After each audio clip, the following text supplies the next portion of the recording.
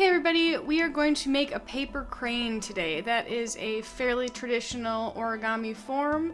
So we're going to need to start with a square of paper, fold that diagonal, cut off the rest.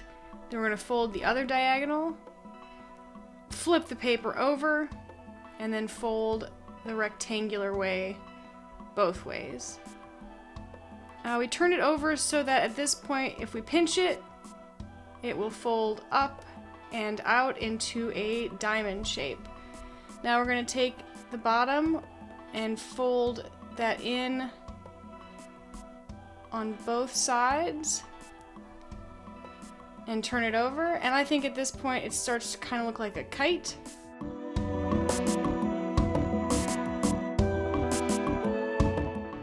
Now we're going to fold that top triangle down just at that point where those flaps are folded up.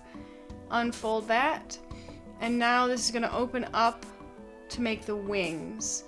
You can see that you have to turn the folds inside out here. The tighter you got your other creases to go, the easier this will be. That's why we take all the time to make the folds ahead of time. Open up the second wing on the other side.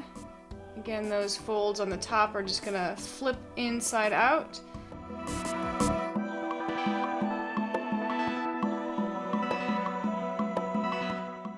Now, sort of similar to how we folded the kite earlier, we're going to take these sides into the middle, both left and right on the front and left and right on the back.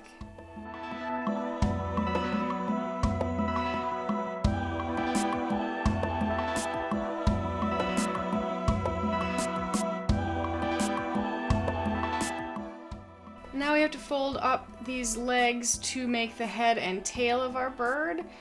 This again is a crease that will get things ready to go. We are going to flip it inside out here in a second.